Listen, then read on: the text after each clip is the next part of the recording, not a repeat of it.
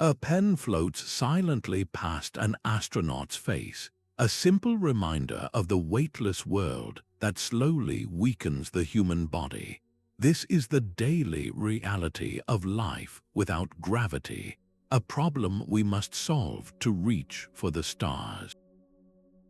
This video reveals the complete blueprint for creating artificial gravity in deep space habitats. You will understand exactly how we can build spinning environments that let humans live and work comfortably on journeys to Mars and beyond. We will uncover the hidden physics that makes it possible and explore the stunning designs that could become our first homes in the void. What does it truly take to build a pocket of Earth-like normality in the endless night of space? An astronaut returns to Earth after nearly a year in orbit, their body no longer fully their own. They step from their capsule onto solid ground, but their legs buckle, unable to support the weight they carried with ease just months before. This is not a failure of will, but a direct physical consequence of life without gravity. The human body evolved over millennia in a constant 1G environment, and when that force vanishes, our very biology begins to unravel. Prolonged exposure to microgravity triggers a cascade of health issues.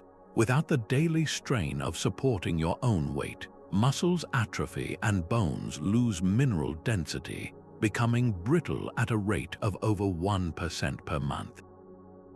Your cardiovascular system becomes deconditioned as the heart no longer has to fight gravity to pump blood upward. Bodily fluids no longer pull downward, shift toward the head, which can cause vision problems from increased pressure on the optic nerve. Even the immune system weakens, leaving the body more vulnerable to illness. Researchers at NASA have documented these changes extensively. They note that for long-term missions, such as a journey to Mars, these are not minor inconveniences but profound risks that could jeopardize the entire endeavor.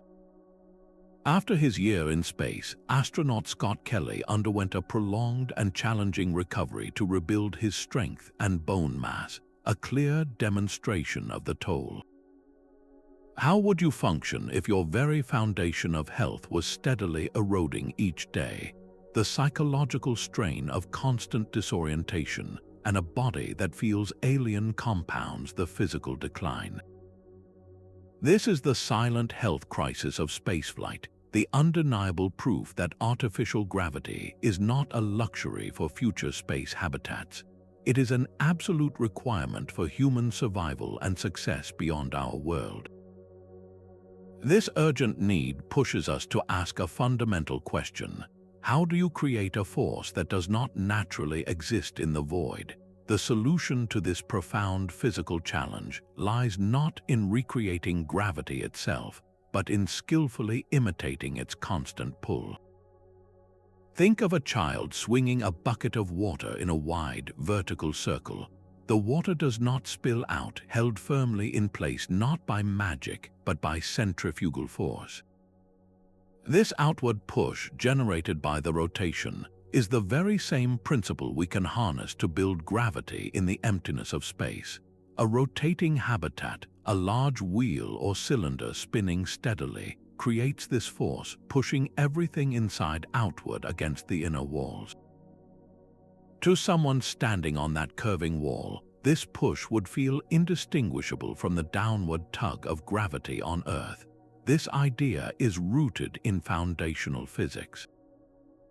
Isaac Newton's laws of motion describe how an object in motion wants to travel in a straight line, and the spinning structure constantly pulls it inward, creating the sensation of a steady force. Albert Einstein's principle of equivalence further clarifies that the force you feel from acceleration is, for all practical purposes, the same as gravity. The visionary physicist Konstantin Tsiolkovsky understood this potential over a century ago, sketching out concepts for settlements in orbit that would spin to provide a comfortable living environment for their inhabitants. But designing such a system is a delicate balancing act. The strength of the artificial gravity depends on just two things: the speed of the spin and the size of the habitat. The formula is straightforward. A larger radius allows for a slower, more gentle rotation to achieve the same gravitational effect. This is crucial for human comfort. A small, rapidly spinning station would create strong Coriolis forces, making you feel dizzy every time you moved your head or tried to pour a drink. Your inner ear would be in constant conflict with what your eyes see. A larger structure, like the magnificent rotating wheel in the film 2001, A Space Odyssey, or real-world proposals like NASA Nautilus X concept, can spin slowly and gracefully.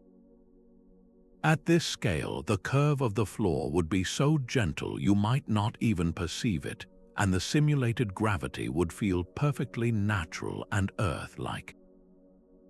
So the first and most critical line in our blueprint is this: build it big and let it spin slow. This single physics principle unlocks the door to the stars, but who were the first architects to try and open it? These early visions were more than just sketches on paper. They were declarations that humanity's future was not bound to a single planet.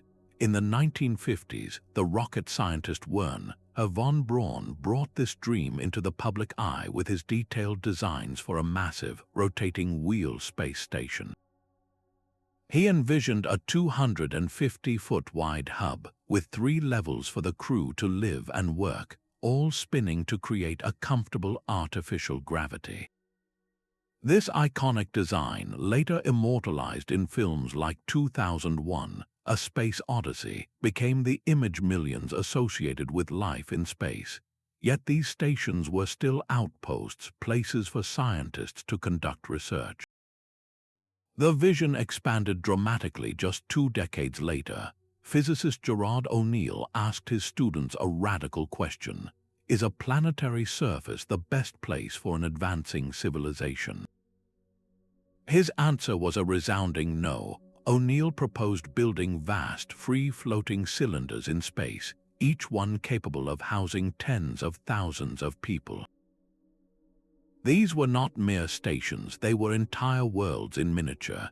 He described them as new frontier settlements, offering a solution to Earth's resource challenges and providing an open frontier for humanity.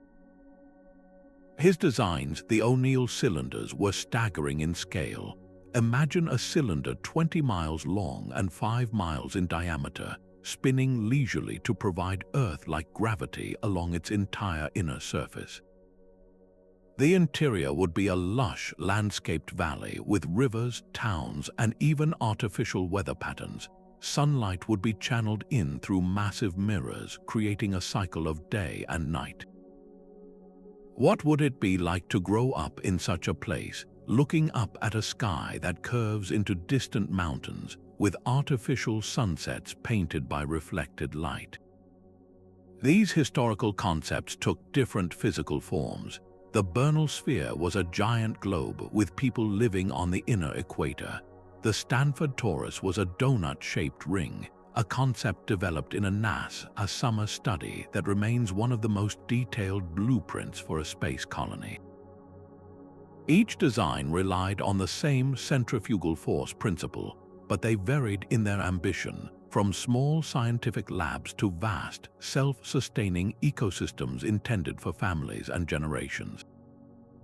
The materials proposed, like aluminum and glass mined from the moon or asteroids, pointed toward a future of using space resources to build in space. This visionary thinking continues to inspire today's pioneers like Jeff Bezos, who frequently references O'Neill's work as the ultimate goal for his space company, Blue Origin. These are the bridges from past dreams to the modern engineering hurdles we now face, proving that the most ambitious blueprints often begin with a single, revolutionary question. Building a structure of such immense scale presents a monumental challenge of material science. The centrifugal force that creates our artificial gravity, also tries to tear the entire habitat apart, placing every beam and bolt under unimaginable tension. Aerospace engineers working on these concepts note that the primary hurdle is finding materials that are both incredibly strong and exceptionally lightweight. Traditional steel would be far too heavy and not strong enough for the largest designs. The solution likely lies in advanced carbon composites, the same kind used in modern aircraft and racing yachts, but scaled up to an unprecedented degree. These carbon fibers woven into polymers can offer a strength-to-weight ratio that makes massive rotating cylinders conceivable. Alongside these, new metallic alloys and perhaps even materials like graphene are being researched for their ability to withstand not just the constant outward pull, but also the occasional high-speed impact from micrometeoroids, a constant danger in the space environment. Every design choice involves a critical trade-off. A larger radius is desirable because it allows for a slower, more comfortable spin, minimizing the disorienting Coriolis effects that can make you feel dizzy when you turn your head.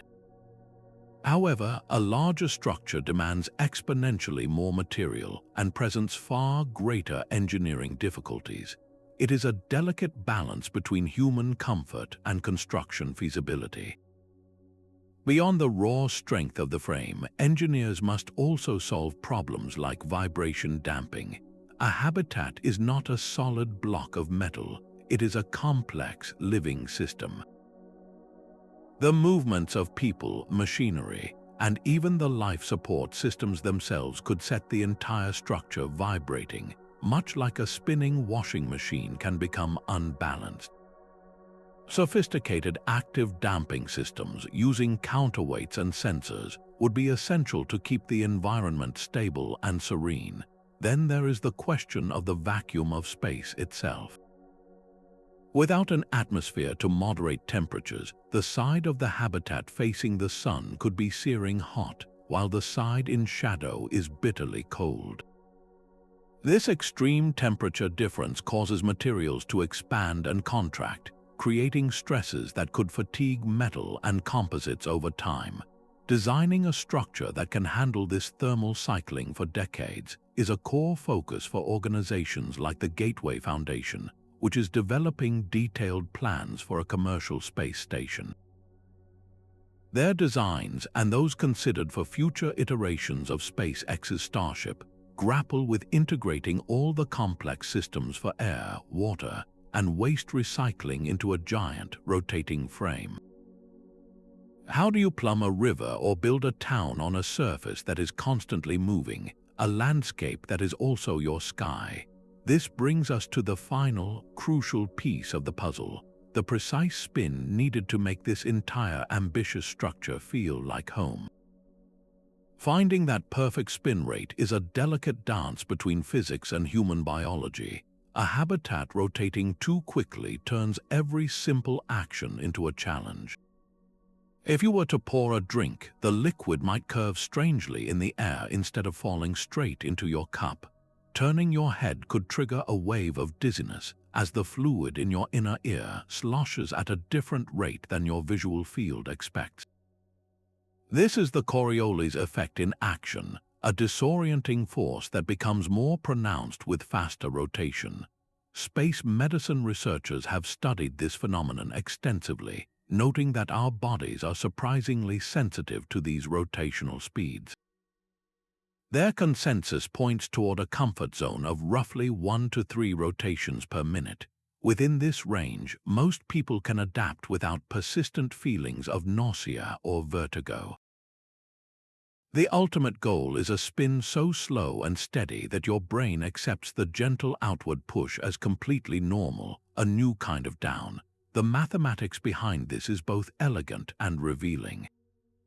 To create a full Earth gravity, a habitat with a 200-meter radius only needs to spin at about 2 revolutions per minute. This leisurely pace would likely feel very natural. But scale changes everything. A smaller, more compact station with a radius of just 50 meters would have to spin at twice that rate, around 4 revolutions per minute, to achieve the same 1g force. At that faster spin, the Coriolis forces become much stronger, dramatically increasing the risk of motion sickness for the crew. This presents a fundamental trade-off for mission planners. For a shorter duration journey, like a trip to Mars, astronauts might tolerate a slightly higher spin rate in a smaller, more practical spacecraft. They could learn to move carefully, avoiding sudden head turns, accepting a minor level of discomfort as the price for maintaining their bone density and muscle strength. But for a long-term colony, a place where children would grow up and the elderly would retire, such compromises are unacceptable. In that permanent home, the rotation must be slow enough to feel utterly indistinguishable from the gravity of Earth. How would your daily routine change if simply standing up too quickly made the room sway? The entire architecture of these habitats hinges on this biological reality. It is the difference between a temporary outpost and a true home, a distinction that guides every line in the final blueprint for their construction. The choice of shape for a spinning habitat is far more than an aesthetic decision. It dictates the entire character of life inside, from the horizon you see to the very stability under your feet. The classic rotating wheel, made famous by von Braun and science fiction, is a compact and efficient design. Picture a massive bicycle wheel with spokes leading from a central, non-rotating hub to an outer ring where the crew lives. This design offers a clear advantage for smaller crews and specialized missions. The central hub, remaining weightless, serves as a perfect docking port for arriving spacecraft and a unique environment for scientific research requiring microgravity. As one NASA planner noted, the wheel is a logical first step, a manageable outpost where we can test the core technologies before scaling up.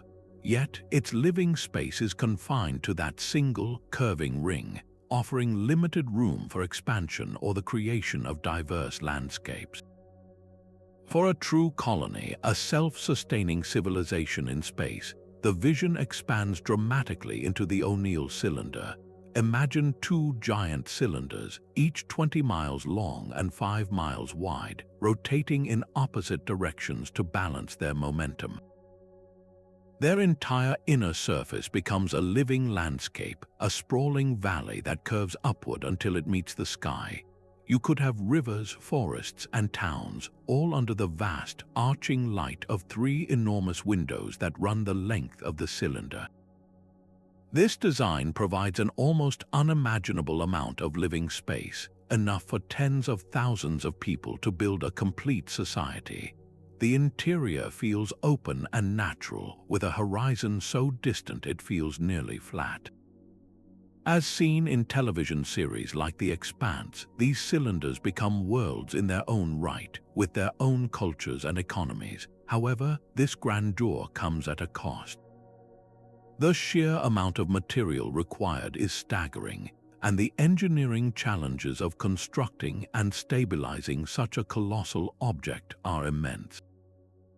A third, less common archetype is the Bernal sphere, a globe-like structure where inhabitants live on the inner equator. This shape offers excellent structural integrity, as a sphere is naturally strong under pressure. The living area, however, is a band wrapping around the middle, creating a world with a distinctly curved, bowl-like horizon. Each of these archetypes represents a different philosophy. The wheel is a practical workshop, the cylinder is a new frontier, and the sphere is a contained biosphere. If you had to choose, would you prefer the cozy, efficient community of a spinning wheel, or the boundless, open-ended possibilities of a cylinder's interior continent? These forms give our blueprint its skeleton, but they remain motionless and silent without the power to set them in motion. The silent, motionless skeleton of a space habitat awaits its defining command, the signal to begin its slow, majestic spin. Gentle puffs from precisely positioned thrusters fire in sequence, a carefully choreographed dance of force that nudges the colossal structure into rotation. This initial push requires a significant amount of torque, a twisting force to overcome the habitat's immense inertia and set its millions of tons of mass into motion.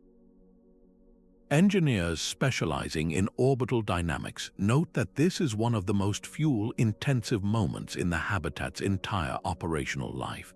To conserve the precious propellant needed for these maneuvers, concepts often employ highly efficient electric ion thrusters. These systems use solar power to ionize a gas like xenon, then accelerate the charged particles out of a nozzle with immense speed, creating a gentle but continuous thrust that is perfect for the sustained push required. Some futuristic proposals even suggest using vast, delicate solar sails, harnessing the faint but constant pressure of sunlight itself to provide the initial rotational momentum over a longer period. Once the habitat is spinning, the challenge shifts from starting the motion to maintaining its perfect, stable rhythm. This is where the true elegance of the engineering emerges, relying not on brute force but on clever physics. Massive internal flywheels, known as control moment gyroscopes, become the habitat's hidden balancing mechanism. These rapidly spinning rotors are mounted on gimbals, and by changing their orientation, they can impart a counter-torque to the entire structure, making tiny, continuous adjustments to keep the spin axis perfectly aligned without expelling a single drop of fuel. We see a smaller-scale version of this technology at work today on the International Space Station, where its gyroscopes constantly fight the subtle drag of the tenuous upper atmosphere to maintain the station's attitude. For a much larger rotating habitat, these systems would need to be scaled up to an extraordinary degree, forming the nervous system that maintains the artificial gravity's steady, reassuring pull. But what happens when the internal dynamics of the habitat itself try to upset this delicate balance? If a large mass, like a spacecraft docking at the central hub or hundreds of people moving simultaneously to one side, creates an imbalance, the entire structure could begin to wobble. This is where the concept of counter-rotation proves its worth. Many designs, like the O'Neill cylinder, feature two identical cylinders spinning in opposite directions. Their angular momenta cancel each other out, creating a net zero momentum for the overall system and providing an inherent stability that makes the entire assembly far easier to control. This passive stabilization is a cornerstone of reliable design, yet the reliance on active systems like thrusters and gyroscopes raises a critical question of safety. What if a critical thruster cluster fails during a crucial rebalancing maneuver, or a main gyroscope seizes up under the relentless strain? The result would not be a catastrophic explosion, but a slow, insidious decay. The habitat's spin would gradually slow, its gravity weakening day by day, while its axis might begin to tilt and wobble, turning the once stable interior into a disorienting, nauseating environment. This is why propulsion and stabilization are not just engineering problems, but matters of life and death, demanding multiple layers of redundant systems. This relentless focus on reliability points toward the final, and perhaps most daunting, frontier, the challenge of building these monumental structures not on Earth, but in the unforgiving vacuum of space itself. The final, silent component of our habitat drifts into position, a prefabricated module too vast to ever launch from Earth in one piece. This is the moment of truth for in-space construction, a complex ballet of human and machine. Robotic arms guided by astronauts in pressurized suits or by controllers millions of miles away maneuver the massive segment with painstaking care. They align it with the growing structure where automated systems perform the delicate work of welding and bolting in the harsh vacuum. This is modular assembly, the only practical way to build the giants of tomorrow. The process mirrors the 19-year effort to construct the International Space Station, a testament to what is already possible. Each new piece was launched separately and meticulously attached during hundreds of risky spacewalks. For future projects like NASA's planned Lunar Gateway, this methodology will be refined, using more advanced robotics to reduce the time astronauts spend in the dangerous void. The extreme environment presents constant hurdles. A simple metal joint welded in the searing heat of direct sunlight behaves differently than one fused in the deep cold of shadow, requiring new techniques to ensure a perfect, airtight seal every time. The ultimate goal, however, is to move beyond launching every single gram of material from Earth. Visionary companies are pioneering in situ resource utilization, the practice of mining raw materials from the moon or asteroids. Imagine a factory on the lunar surface processing regolith into metallic beams and glass panels, all to be launched into space with far less energy than from Earth's deep gravity well. Made in Space has already taken crucial first steps, successfully demonstrating 3D printing in microgravity aboard the space station. Their experiments prove that it is possible to manufacture complex tools and structural components on demand, layer by layer, using polymers and metals carried as raw feedstock. This technology could eventually print entire habitat trusses in orbit, eliminating the need to launch bulky pre-assembled frames. The logistics of such an undertaking are staggering. Every construction mission requires meticulous planning for thousands of spacewalks, the coordination of fleets of autonomous robotic tenders, and the creation of temporary safe havens for construction crews. The time frame for assembling an O'Neill cylinder would likely span decades, with costs running into the hundreds of billions. Such a project would demand unprecedented international cooperation and a long-term vision that transcends political cycles. Safety protocols would be paramount, with multiple redundant systems for life support and emergency return. How would you manage a construction team where a single micrometeoroid puncture or a tool drifting away could spell disaster? The sheer scale of the labor raises a profound question. Could advanced artificial intelligence and fully autonomous robots handle the majority of this dangerous, repetitive work, leaving humans to supervise and perform the most complex final integrations? Mastering the art of construction is the fundamental first step, but these spinning worlds will be useless dark husks without a massive and reliable source of power to bring them to life. A silent, spinning habitat is a tomb without a beating heart. That heart is a massive and utterly reliable power source, a constant flow of energy that sustains every single function, from the thrumming gyroscopes maintaining the spin to the very air the inhabitants breathe. The scale of this demand is staggering. Envision vast fields of solar arrays, each one larger than a football field, slowly tracking the sun to capture its energy. For a large colony, these would need to be immense, perhaps stretching for miles. While solar power is a proven and relatively safe technology, as used on the International Space Station, it has a critical limitation: intermittency. When the habitat passes into the shadow of a planet or the sun is blocked, the power simply vanishes. This demands enormous battery banks for storage, adding significant mass and complexity. For missions farther from the sun, to the outer planets where sunlight is faint, solar power becomes increasingly impractical. This leads many engineers to advocate for a more potent and steady source: nuclear fission.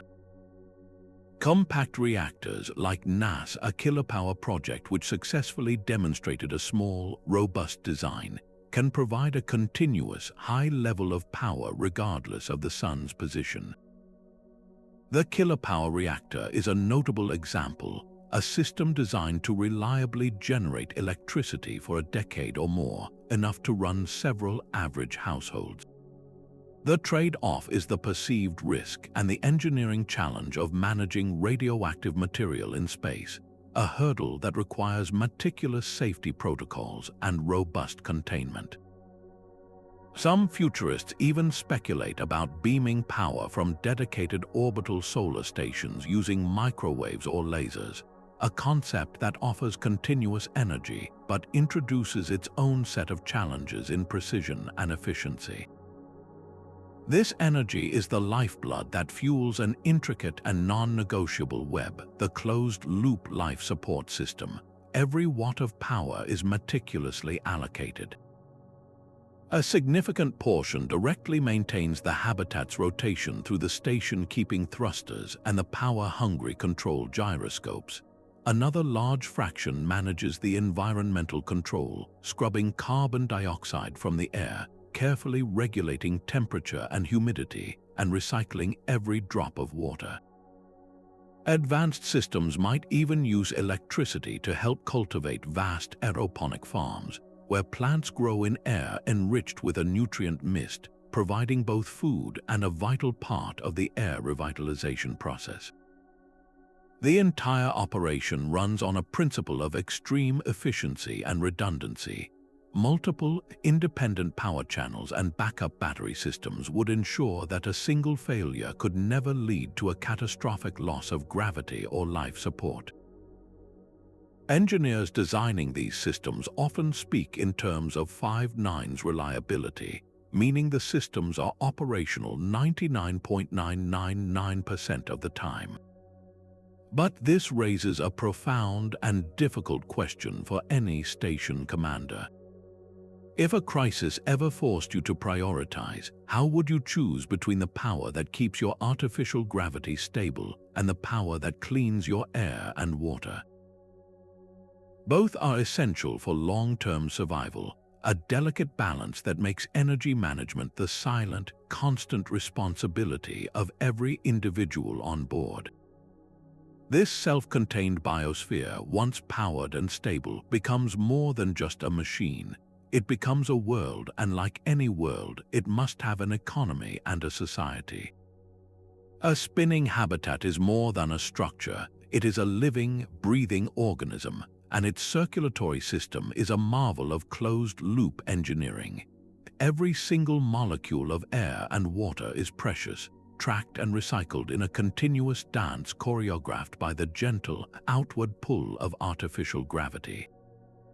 This force, which feels so natural to the inhabitants, fundamentally reshapes how life support systems must operate. In the weightlessness of a traditional station, air is a stagnant blanket. Carbon dioxide exhaled by the crew forms a cloud around their heads, requiring powerful fans to constantly stir the atmosphere and prevent them from suffocating in their own waste gas. Fluids are a constant challenge, forming floating globes that can damage equipment if they escape. But inside a rotating habitat, gravity reimposes a familiar order. The heavier carbon dioxide sinks, allowing for more natural convection currents that help with air circulation. Water flows downward through pipes, and waste can be managed with systems that resemble those on Earth, a monumental improvement in both hygiene and psychological comfort. A biomedical engineer who studies these systems noted that the introduction of simulated gravity transforms the engineering problem from managing chaos to directing a predictable flow. The core systems, like the Environmental Control and Life Support System, or ECLSS, used on the International Space Station, must be rethought for this new environment. Carbon dioxide scrubbers can use the density differences in a gravitated environment to their advantage, creating more efficient passive separation systems. Water purification, which in microgravity requires complex membranes and pressures to force liquids through filters, can instead leverage gravity-fed processes, similar to how a water tower works in a city. This can lead to systems that are both more energy efficient and easier to maintain. Perhaps the most profound change is in food production. Hydroponic farms, which in microgravity struggle with roots drowning in water or nutrients failing to reach the plants, thrive under artificial gravity. Water and nutrient solutions percolate naturally through root zones, and plants can orient themselves robustly toward the light source, just as they evolved to do on Earth. Research from closed environment experiments like Biosphere 2 and the European Space Agency's MELISS project, which aims to create a closed-loop ecosystem for life support, provides crucial data. Their work shows that reliable plant growth is not just about food. It is a vital part of the air revitalization process, with plants consuming carbon dioxide and producing fresh oxygen, and even helping to purify water through transpiration. This creates a more robust and naturalistic biosphere. Consider the simple, daily routines that gravity restores. A shower becomes a comforting stream of water falling on your shoulders, not a clinging sphere of liquid you have to push around your body. Personal hygiene is no longer a complex, water-conserving chore. How would the simple pleasure of a warm shower affect your morale after months in the void? This seamless integration of gravity with the fundamental systems of life is the final piece of the engineering puzzle, creating an environment that doesn't just sustain the body, but begins to nurture the human spirit. That first morning, waking up inside a spinning cylinder would challenge your most basic instincts. You open your eyes to a room that curves visibly upward in both directions, a landscape where your entire world is also your ceiling. The initial sensation might be a profound disorientation, a form of space motion sickness as your brain struggles to reconcile the visual cues of a vast, arching interior with the steady, Earth-like pull beneath your feet. This is the frontier of human factors, where engineering meets the delicate wiring of the human mind. Psychologists studying crews in isolated analog missions, like those in the HIC's Mars simulation habitat, have documented how crucial familiar visual anchors are for mental well-being. In a place without a true horizon, interior design becomes a therapeutic tool. Long, straight pathways, vertically oriented buildings, and virtual windows displaying static, calming landscapes of Earth can provide the perceptual stability needed to counteract the innate weirdness of the environment. The very layout of the community can either foster connection or deepen isolation. Central parks, bustling market plazas, and communal dining areas are not luxuries.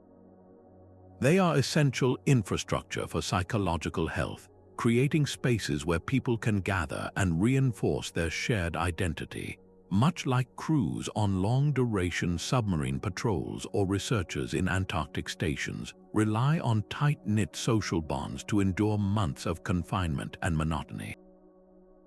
The adaptation process would be carefully managed. New arrivals would likely experience a gradual spin-up period, starting at a lower gravity setting and slowly increasing to 1G over several days, allowing their vestibular systems to acclimatize without overwhelming them.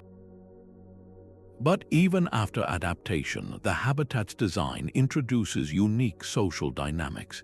Consider the variable gravity zones. The habitat spins fastest at the outer rim, creating the strongest gravity, while areas closer to the central axis experience a much weaker pull. A recreational facility near the hub could offer the thrill of low-gravity sports and flight, while the libraries and quiet spaces might be located in the full-gravity zones below for a greater sense of groundedness. This physical stratification could unintentionally create social divisions, with different neighborhoods developing distinct cultures based on their gravity level. How would your daily life change if a simple elevator ride toward the center made you feel lighter, altering your mood and your physical capabilities? Could you handle years living in a spinning can where the view never changes and the only weather is manufactured? The answer lies not just in individual fortitude, but in a habitat designed from the beginning for human resilience, proving that the most complex system we must engineer is not the machine, but the society living within it. A massive, silent centrifuge hums to life in a research lab, its long arms sweeping a human-sized capsule in wide, steady circles. This is not a ride, but a critical ground-based laboratory where scientists simulate the artificial gravity of future space habitats. Before we can build spinning cities in the void, we must first understand how the human body will react, and that research happens right here on Earth. Facilities like NASA's own human centrifuge are at the forefront of this work. Volunteers live for days or even weeks inside these controlled environments, subjected to varying levels of simulated gravity, while a battery of sensors tracks every physiological response. The goal is to find the minimum effective dose of gravity needed to maintain health. How much spin is required to keep our bones from weakening and our muscles from fading away? Researchers use short-arm centrifuges for shorter studies, where participants are spun while lying down, creating a gradient of force from their heads to their feet. This allows scientists to study the effects of partial gravity, like that on Mars or the Moon, and observe how the cardiovascular system adapts when it only has to work half as hard. The data is clear and compelling. Even brief daily exposures to artificial gravity in these centrifuges show a marked reduction in the negative effects typically caused by weightlessness. One scientist involved in these trials noted that the results are not just about preventing degradation, but about enabling high performance, ensuring astronauts arrive at their destination ready to work, not needing months to recover. But creating a convincing simulation of space on Earth has its limits. The most common method for studying weightlessness itself is the bed rest study. Volunteers remain in bed for extended periods, with their heads tilted slightly downward. This mimics the fluid shift and bodily deconditioning of microgravity, providing a baseline to test countermeasures against. When these same subjects then use a centrifuge as part of their daily routine, researchers can directly measure artificial gravity's protective power. These simulations extend beyond centrifuges.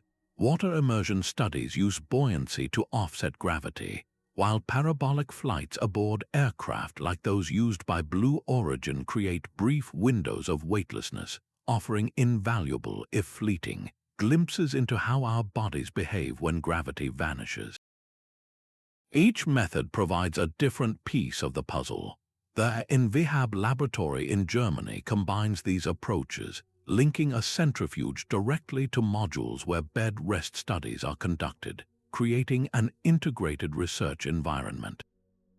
The question for any volunteer is one of endurance.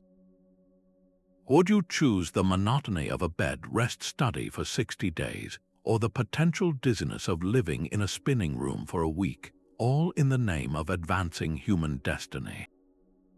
These terrestrial experiments are the essential, unsung heroes of the space age, providing the concrete data that transforms visionary blueprints into buildable, human-rated designs, paving the way for the first small-scale demonstrations in the ultimate laboratory of space itself. A compact module no larger than a delivery truck detaches from the International Space Station and begins a slow, deliberate pirouette against the blackness of space. This is the next critical step, moving from Earth-bound centrifuges to small-scale demonstrations in the only environment that truly matters, orbit. These pioneering experiments are the bridge between theory and reality. One of the most thoroughly studied concepts was NASA's Centrifuge Accommodations Module, a project designed specifically for the ISS. Though ultimately cancelled, its years of development provided a treasure trove of data on the integration challenges, power demands, and control software needed for a rotating system in microgravity. The legacy of that work lives on in a new generation of smaller, more agile tests. Tiny CubeSat missions now spin in the void, their miniature size belying their immense importance. They are testing the fundamental mechanics of rotation, gathering data on how to initiate a stable spin and how to dampen the subtle vibrations that travel through a structure when it begins to move. Insights from mission planners emphasize that the goal is not to create full Earth gravity in these small demos, but to answer deceptively simple questions. Does the structure remain stable, or does it develop a dangerous wobble? How much power is actually required to start and stop the spin? Can the control systems make minute adjustments with the precision needed for human comfort? The key metrics are ruthlessly practical: vibration levels measured in microns, power usage logged to the watt, and terabytes of data on thermal expansion and stress relayed back to Earth. The upcoming Artemis missions and private sector plans from companies like Axiom Space are expected to incorporate the next phase of these demonstrations, perhaps testing a small, rotating crew compartment to study how astronauts adapt during a multi-day journey. But what happens if one of these crucial demonstrations fails? A malfunctioning thruster or a software glitch could send a test module into an uncontrolled tumble, a very public and expensive setback. Yet within that failure lies invaluable learning. A mishap reveals a flawed assumption, a material weakness, or a control algorithm that needs refinement, knowledge that protects the vastly larger investment of a future habitat. Each spin, whether perfectly executed or unexpectedly wobbly, writes a new line in the blueprint, proving that the journey to building a gravity-filled home in deep space begins with a single, careful rotation in Earth's orbit. This meticulous, step-by-step validation underscores a fundamental truth: turning these engineering concepts into steel and glass requires not just ingenuity, but immense capital, pushing the entire endeavor into the complex arena of economics and global investment. The budget for a single O'Neill cylinder could rival the gross domestic product of a small nation, a financial gravity well as daunting as the physical one we are trying to overcome. This is the ultimate non-engineering hurdle, the question of who writes the check for a city in the void. The funding models are as varied as the habitat designs themselves, each with its own philosophy of risk and reward. Traditional government-led projects like the International Space Station demonstrate the power of international partnership. The station was funded by taxpayer money from 15 nations, spreading the immense cost and political risk across many stakeholders. This model provides stability and a long-term vision, but it is also subject to shifting political winds and bureaucratic processes that can slow progress to a crawl. A different approach is emerging from the private sector, driven by companies like SpaceX and Blue Origin. Their philosophy hinges on commercialization, creating a sustainable economic engine to fund these grand visions. This could start with space tourism for the ultra-wealthy, a high-price ticket for a life-changing experience that generates early revenue. Over time, that revenue could fund the development of orbital manufacturing facilities, where the unique properties of microgravity and vacuum allow for the creation of pharmaceuticals or advanced fiber optics that are impossible to make on Earth. The patents from such research could themselves become a massive source of value. An economist studying the space sector noted that the return on investment is not just in direct profit, but in creating an entire new economic sphere, a cis-lunar economy that leverages resources from the moon and asteroids to build more habitats in a virtuous cycle of growth. This is where public-private partnerships become essential, blending the best of both models. NASA Commercial Crew Program, which contracts with private companies to transport astronauts to the ISS, provides a blueprint. A similar model could see a space agency like NASA or the European Space Agency guarantee to purchase artificial gravity services from a private station, providing the initial customer base that makes the venture attractive to private investors. For the earliest, most speculative stages, even venture capital and philanthropic crowdfunding could play a role, allowing thousands of ordinary people to buy a small stake in the future.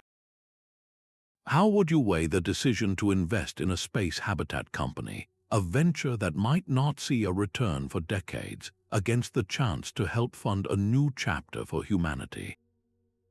The choice between these models is not just about money, it is about the kind of future we want to build. Will our first homes beyond Earth be government outposts, corporate campuses, or something entirely new, funded by a global collective of dreamers and builders? The answer will determine who gets to go and who holds the keys to the stars. A blueprint for a deep space habitat is worthless without another kind of blueprint, one that governs the people who will live and work inside it. The sight of astronauts from NASA, Roscosmos, the European Space Agency, and JAXA working side by side on the International Space Station gives us a powerful preview of this future. This cooperation is not just symbolic, it is the foundational model for any large-scale habitat where the immense costs and risks are shared across nations. The legal framework for all this activity is the decades-old Outer Space Treaty, a document that declares space the province of all humankind and forbids any nation from claiming sovereignty over celestial bodies. A space policy expert might note that this treaty was written for an era of flags and footprints, not for permanent settlements. Its principles are sound, but its gaps are glaring when we consider the practicalities of building and operating a shared spinning city. Who is liable if an accident in one nation's module causes damage to another's? How do we allocate mining rights on an asteroid when multiple countries have contributed to the habitat that needs its resources? The evolution of this framework is already happening through agreements like the Artemis Accords, which build upon the Outer Space Treaty to establish practical rules for safe operations, transparency, and the creation of safety zones around lunar bases. For a rotating habitat, these agreements must become even more detailed. They would need to establish universal safety standards for everything from the minimum spin rate for human health to the structural integrity of connecting passageways between modules built by different countries. A unified command structure for emergencies would be essential, with clear protocols for evacuations, medical crises, and technical failures that could affect the entire community. Just as maritime law governs ships at sea, a new code of orbital law would need to define the rights and responsibilities of all inhabitants, ensuring that a malfunction or a conflict in one section does not doom the entire vessel. The benefits of this collaborative approach are immense. Shared costs make projects feasible that would bankrupt any single nation. Diverse engineering and scientific expertise leads to more robust and innovative solutions. Most importantly, a foundation of peaceful cooperation helps ensure that space becomes a new frontier for discovery, not a new theater for geopolitical competition. How do we prevent the stars from becoming just another place for old earthly conflicts to play out? The answer lies in building the legal and diplomatic structures as carefully as we build the physical ones, creating a system where the long-term health of every crew member is a shared responsibility, monitored under agreed-upon medical protocols, and where the success of the habitat is inextricably linked to the success of its international partnership. The gentle hum of a centrifuge is the steady heartbeat of a space clinic, a sound that masks the profound medical challenges of living in a spinning world. Here, artificial gravity restores a sense of normalcy, but it also introduces a new frontier for human health. Every crew member would be continuously monitored by an array of wearable sensors, tracking not just heart rate and sleep patterns, but subtle biomarkers for bone density loss and the fluid shifts that still occur even in a simulated 1G environment. This real-time data stream feeds into an onboard artificial intelligence, a diagnostic system that can flag a potential inner ear imbalance or the early signs of cardiovascular deconditioning long before a person feels any symptoms. A specialist in space medicine would note that this constant, passive monitoring is the first line of defense, turning every individual into a source of vital data for the entire community's well-being. The clinic itself must be a model of versatile design. Surgical procedures, for instance, present a unique puzzle. The steady outward pull means that blood would pool predictably, just as on Earth, allowing for familiar techniques. However, the Coriolis effect from the habitat's rotation could subtly influence a surgeon's fine motor control during the most delicate maneuvers, requiring specialized training to compensate.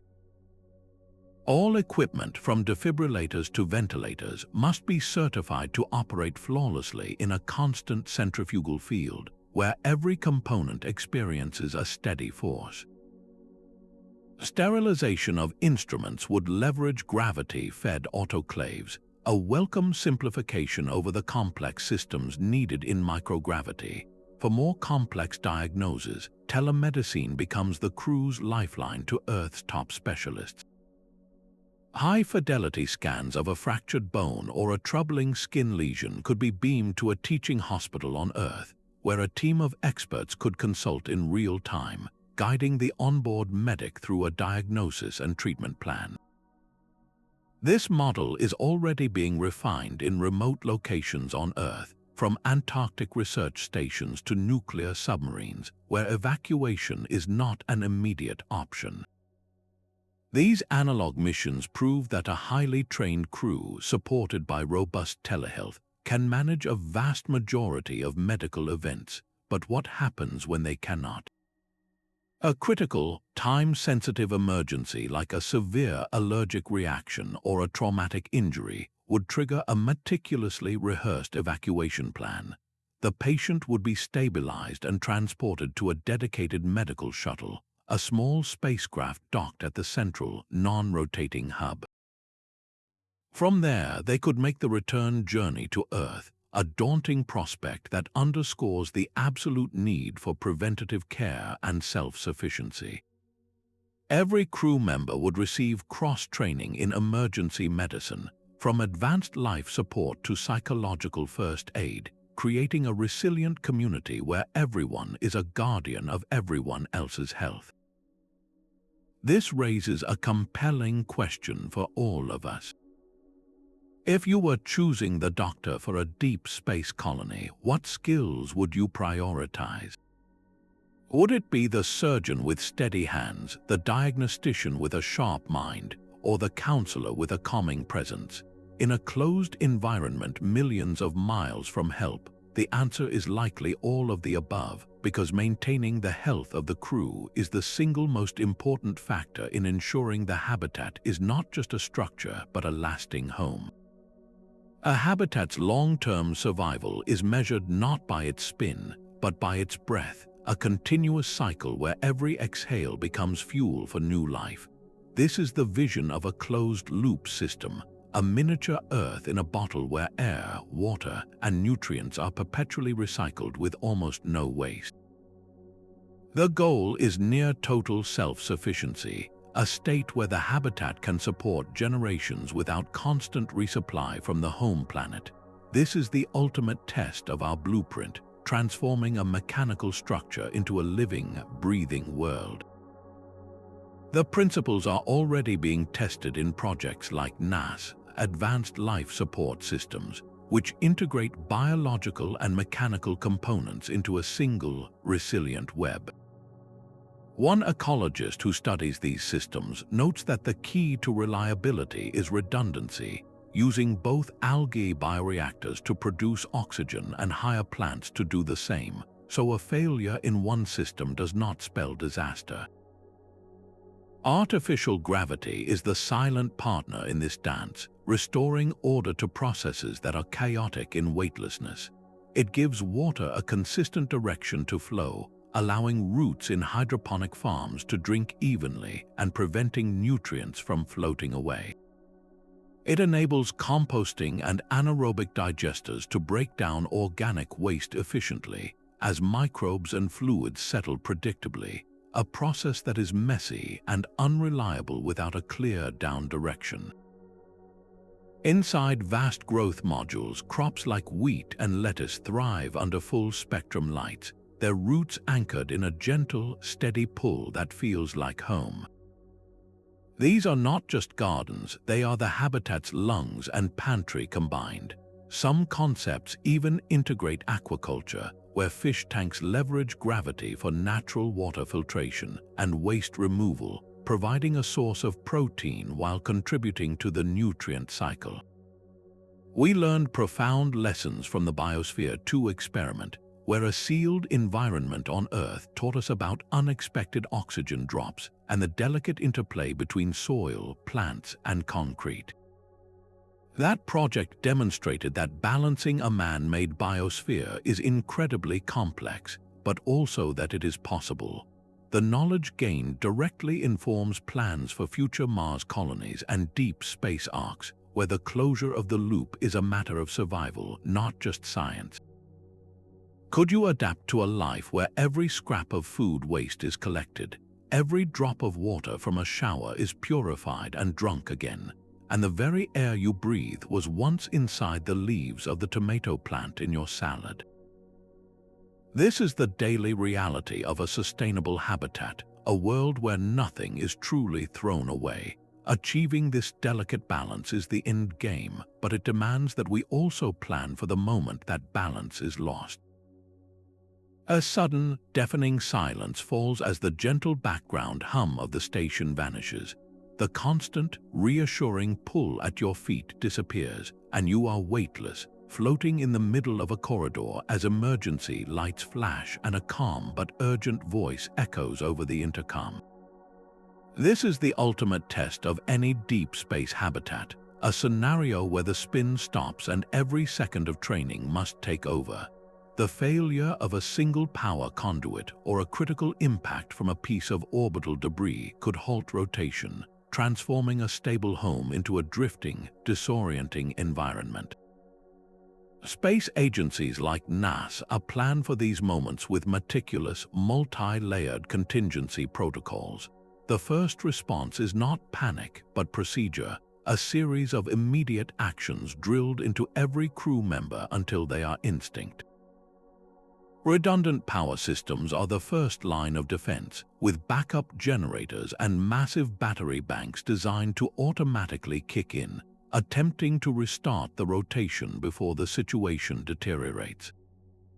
If the primary systems cannot be restored, emergency chemical thrusters fire in a precise sequence, their purpose not to spin the massive structure, but to halt any residual wobble and stabilize its attitude, preventing a dangerous tumble. Throughout the station, automated doors seal, isolating damaged sections to preserve atmosphere in the safe zones. These protected areas, often located in the more robust central hub, serve as lifeboats, equipped with independent power, communication, and enough supplies to sustain the crew for days. The protocols are not so different from those on a nuclear submarine deep under the ocean, where a hull breach triggers immediate compartmentalization and a race to reach a secure, isolated shelter. On the International Space Station, crews regularly run simulations for rapid depressurization, practicing how to don oxygen masks, locate the leak, and retreat to their Soyuz or Crew Dragon spacecraft, which act as their ultimate lifeboats. In a spinning habitat, the evacuation drill is more complex. Crew members must navigate toward the central axis, moving through a landscape where the artificial gravity weakens with every step, a disorienting climb into weightlessness. They train to manually override door controls, operate emergency air scrubbers, and execute a controlled spin down, a procedure to safely bleed off the habitat's rotational energy without putting undue stress on the structure. How would you maintain your composure, floating in darkness, listening for the next instruction, with the safety of your entire community resting on practiced movements?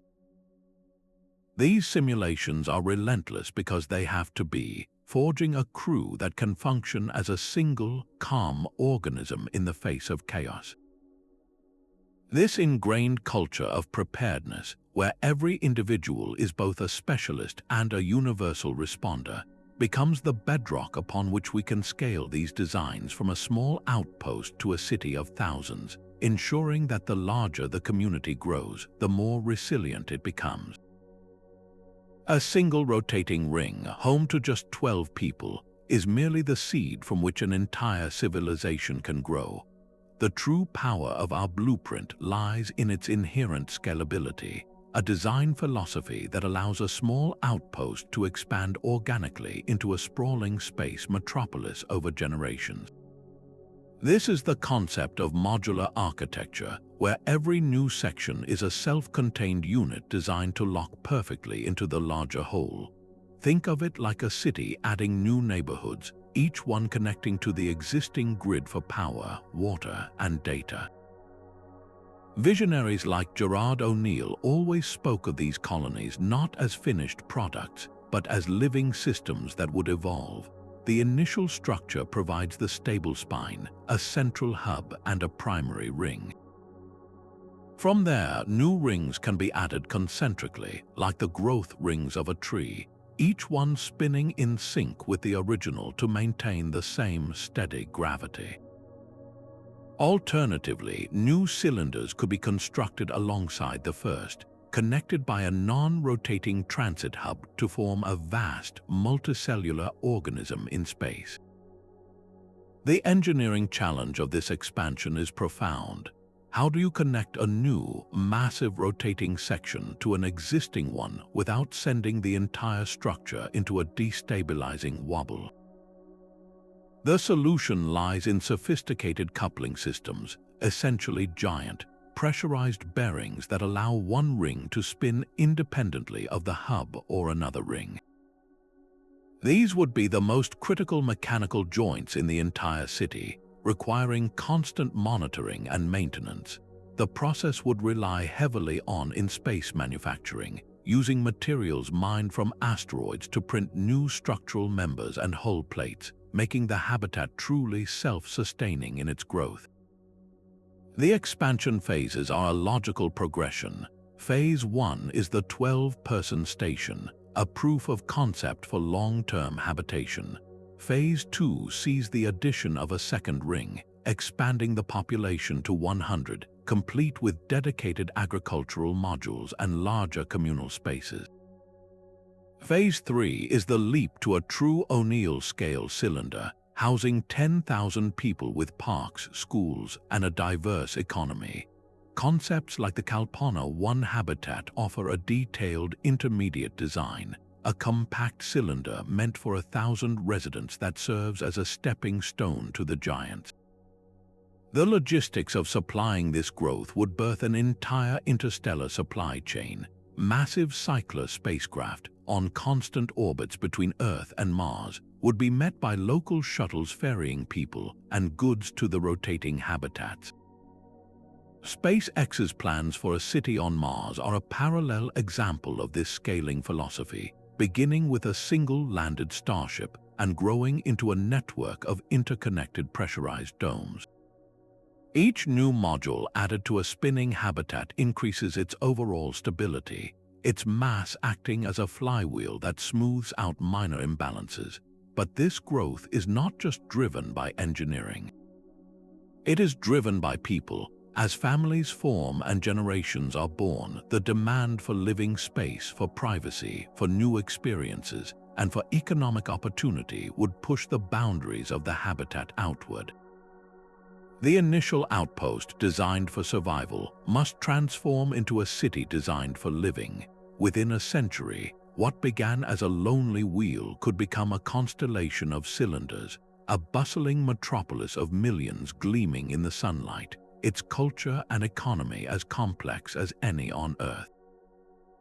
This breathtaking vision of scaling up forces us to confront a deeper question, not of engineering but of morality. What are our responsibilities when we stop building habitats and start building entire worlds? A society born in a spinning cylinder inherits a world defined not by nature but by human design, and with that comes a profound responsibility. The very force that holds their world together, artificial gravity, could become the ultimate source of inequality. Imagine a community where access to the full, Earth-like pull at the outer rim is limited, while those living in the lower gravity zones closer to the center are seen as lesser, creating a physical and social hierarchy based on altitude. This is not just a plot from science fiction, it is a core ethical dilemma for any habitat architect. How do we ensure that the fundamental experience of gravity, the force that defines health and normalcy, is a universal right and not a luxury? Philosophers who study space ethics raise urgent questions about resource allocation. In a closed system, every choice carries weight. Do you prioritize power for the gyroscopes that maintain spin, or for the life support systems that clean the air? This echoes the harsh trade-offs faced by early settlers in remote colonies, or even the calculated risks in narratives like The Martian, where every resource from water to air was meticulously measured against survival. The governance model for such a place cannot be an afterthought. Will it be a direct democracy, a technocratic council of engineers, or a corporate entity where your living conditions are tied to your employment? Each model creates a different social contract, and the design of the habitat itself can either enforce or dismantle stratification. Wide, accessible pathways and elevators connecting all gravity zones would promote movement and interaction, fostering a single, unified community. In contrast, a design that makes travel between levels difficult could solidify class divisions, with the affluent in the stable, full G gardens and others in the less desirable, variable G areas. Over generations, these divisions could become biological. If families live for centuries in a slightly lower gravity, might their bodies adapt, their bones and cardiovascular systems evolving to a new normal, making a return to Earth impossible? This potential for speciation raises deep questions about what it means to be human and whether we have the right to design a future where our descendants can never come home. The psychological impact of living under a manufactured sky cannot be overstated. There is no true wilderness to escape to, no unknown horizon. Every sunrise is scheduled, every breeze is recirculated.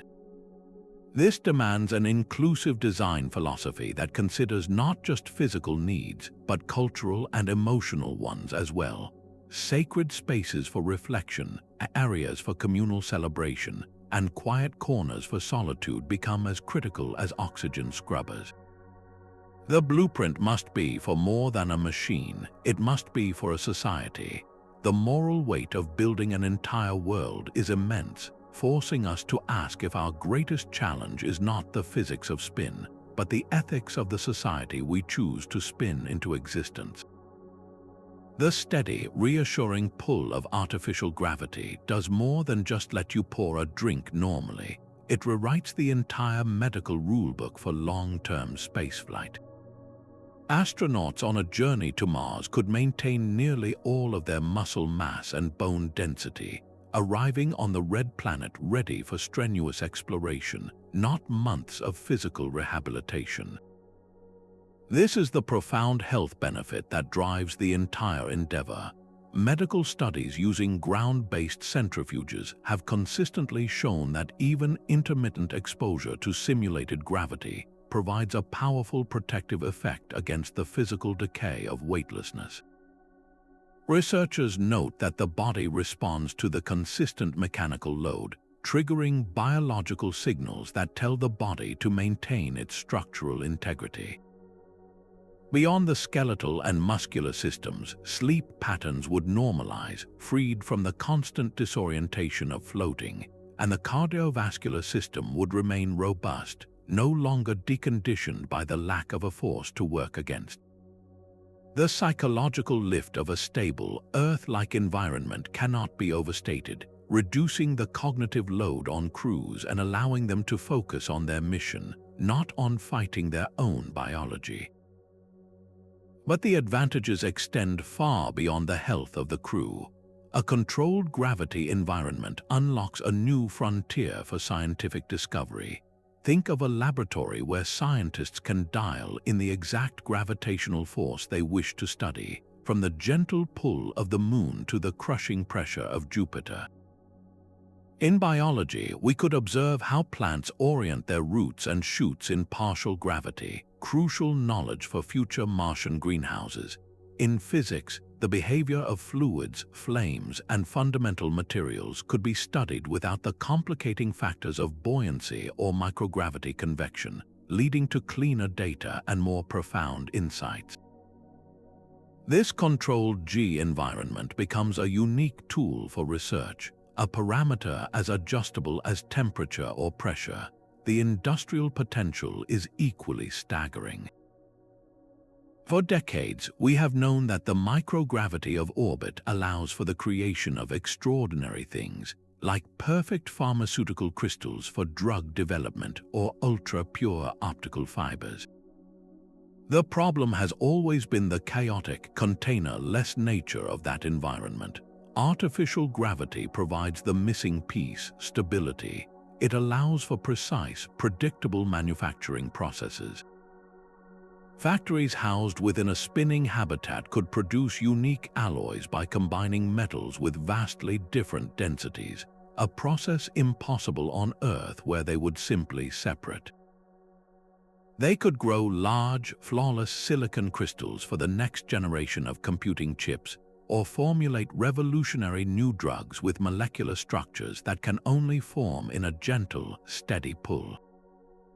Entrepreneurs in the new space economy frequently point to this potential, noting that the first company to master manufacturing in a stable orbital environment will tap into a market worth trillions. We already see glimpses of this on the International Space Station, where experiments in protein crystal growth have led to advances in designing new medicines, proving the principle on a small scale. The question for every viewer is a personal one. What single breakthrough in your own field, from medicine to computing to energy, could be unlocked by having a stable, gravity-controlled laboratory in orbit? These immense benefits in health, research, and industry form a powerful engine for innovation, but managing the intricate systems of a spinning world demands a new kind of intelligence, one that operates with silent, relentless efficiency. The silent, constant rotation of a deep space habitat is a mechanical symphony, and its conductor is an artificial intelligence, a digital mind that never sleeps. This is not a distant fantasy, but the immediate next step in our blueprint, a layer of automation essential for making these colossal structures not just habitable, but truly livable. An AI system would monitor the habitat's vital signs with relentless precision, tracking the spin rate down to a fraction of a revolution per minute, sensing the subtlest vibration in a structural beam long before a human ear could detect it. This is predictive maintenance in its most advanced form, where machine learning algorithms analyze terabytes of data to forecast a pump failure next week or a gyroscope bearing wear in 6 months, allowing for repairs to be scheduled and completed long before a crisis emerges.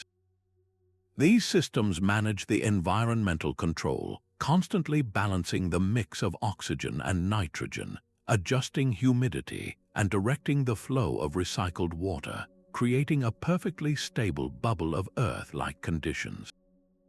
The goal, as one NASA engineer working on autonomous systems put it, is to create a habitat that requires as little direct human intervention as possible, freeing the crew to focus on exploration, research, and building a community, rather than on constant manual checks and adjustments. This digital caretaker would even extend to companionship, with conversational interfaces designed to provide cognitive support, reducing the isolation of deep space through meaningful interaction. The physical work of maintaining this spinning world falls to a fleet of robotic assistants, each designed for a specific domain. Outside the hull, agile drones equipped with specialized sensors perform meticulous surveys, scanning for micrometeoroid damage or checking the integrity of massive solar panels, all while navigating the complex physics of a rotating reference frame. Inside, more humanoid robots inspired by projects like NASA Robonaut could handle the mundane but vital tasks that fill a day, from cleaning air filters and tending to hydroponic gardens to performing complex repairs in tight machinery spaces. These machines, built upon the foundational advances of companies like Boston Dynamics, would use machine learning to master movement in artificial gravity, learning to walk, climb, and manipulate tools in a steady outward pull, their movements becoming as fluid and natural as those of their human crewmates. They are the ultimate risk mitigators, performing the hazardous external spacewalks or entering contaminated areas so that people do not have to. This level of integration forces a personal question. If a critical airlock seal failed and the only thing standing between you and the vacuum was a robot's ability to execute a perfect weld, would you place your complete trust in its programming and mechanical hands? This automated partnership is the backbone of long-term sustainability, creating a resilient system where human creativity and machine efficiency operate in a seamless, life-sustaining loop. Relying on such sophisticated technology to maintain our artificial gravity pushes us to wonder if there might be other, entirely different ways to achieve the same goal. A sleek, form-fitting suit applies constant tension to an astronaut's limbs, a wearable attempt to mimic the pull of gravity.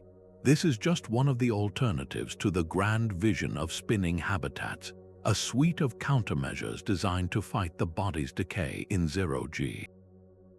Scientists are exploring everything from advanced pharmaceuticals that could signal bones to stop dissolving, to the punishing daily exercise regimens already in use aboard the International Space Station.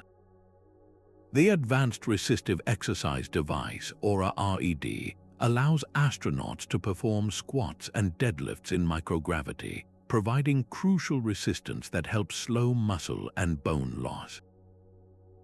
Yet physiologists who study these methods note a consistent finding from bed rest studies, which simulate weightlessness.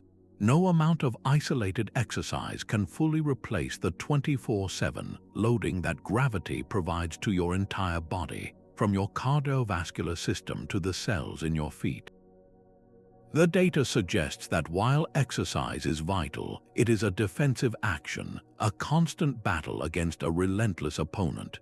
A different approach involves short-arm centrifuges, compact devices big enough for a single person to lie in, spinning to create artificial gravity just for them.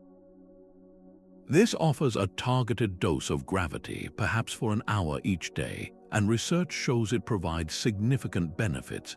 But is an hour a day of gravity enough to counteract 23 hours without it? The evidence points toward a hybrid solution. For a mission to Mars where astronauts will experience months of zero-G followed by the partial gravity of the Martian surface, a combination of all three methods might be the perfect recipe. They could use a small, rotating spacecraft module for sleep and meals, ensuring several hours of continuous artificial gravity, combined with daily sessions on a compact centrifuge and rigorous exercise, all potentially supported by carefully tested medications. This layered strategy balances the complexity of rotation with the simplicity of proven countermeasures. Each method carries its own trade-off. A spinning habitat offers comprehensive, continuous protection but demands immense engineering. Exercise and drugs are far simpler to implement but only treat the symptoms, not the root cause of the environmental mismatch.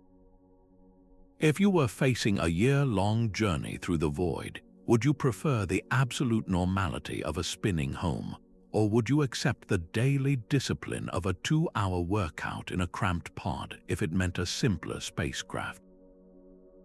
Your answer likely depends on your tolerance for discomfort and your trust in technology. This comparative analysis sharpens our blueprint, proving that the ultimate solution may not be a single choice, but a smart, adaptive combination of tools. Translating this technical reasoning into public understanding, however, becomes the next critical mission. A child's simple sketch of a spinning space station holds more power than any corporate budget.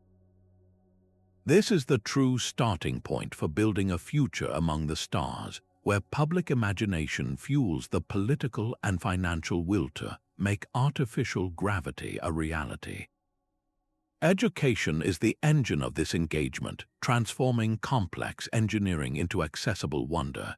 In classrooms worldwide, students are no longer just learning about the solar system. They are designing their own orbital habitats, using virtual reality to walk through the very cylinders and rings they have modeled. An educator involved in NASA STEM programs noted that this hands-on approach does more than teach physics. It builds a personal connection, turning abstract concepts into tangible futures. The goal is to make every citizen a stakeholder in this journey. Space agencies host open days where families can see mock-ups of life support systems and even step into centrifuges, feeling the gentle tug of simulated gravity for themselves. Museums partner with organizations like the Planetary Society to create immersive exhibits, allowing you to stand inside a scale model of a Martian base or look out the window of a rotating space station. The shared experience of watching a live Mars rover landing creates a global community. A collective breath held as a new world is revealed. This transparent communication is crucial for building lasting trust. Project leaders must openly discuss the known risks alongside the profound benefits, from the challenges of material science to the potential for revolutionary manufacturing. This honesty does not deter interest, it deepens it, fostering a mature public dialogue about our place in the cosmos. Citizen science initiatives invite anyone with an internet connection to help classify orbital debris or analyze data from space telescopes, making everyone a participant in the grand project. How would you explain the principle of artificial gravity to a curious child? You might spin a bucket of water in a circle, showing how the liquid stays firmly at the bottom. A simple demonstration of the centrifugal force that could one day hold entire cities in place. This foundational work of inspiration is what connects the blueprints on an engineer's desk to the cultural momentum needed to see them built, paving the way for the final, comprehensive roadmap that will guide our steps from concept to construction. Our journey from blueprints to a spinning city begins with a single, silent rotation in low Earth orbit. The first concrete phase, technology development, is already unfolding in laboratories and on the International Space Station. We are currently refining the core components, from advanced carbon composites and closed-loop life support to the compact ion thrusters that will nudge these massive structures into motion. The next major milestone arrives in the 2030s with a series of crucial demonstration missions. Reports from NASA a roadmap highlight plans for a small-scale centrifuge demo, perhaps a single module that detaches from the Gateway lunar outpost to spin for weeks, gathering priceless data on stability, power usage, and human adaptation in a controlled, partial gravity environment. This is where theory meets the unforgiving reality of space. The second phase, orbital assembly and testing, will define the 2040s. Building on the success of those early demos, we will construct the first dedicated artificial gravity outpost, a rotating ring capable of housing a dozen crew members for missions lasting 6 months or longer. This station will serve as the ultimate testbed, a place where we perfect every system under continuous operation. A key dependency for this phase is the maturation of in-space construction, requiring those fleets of robotic assemblers and advanced 3D printing we discussed earlier. By around 2040, we can expect the first tests of a rotating module on the lunar surface, allowing us to study the combined effects of partial lunar gravity and centrifugal force, a critical step for future moonside settlements. The success of this orbital outpost paves the way for the final deployment phase.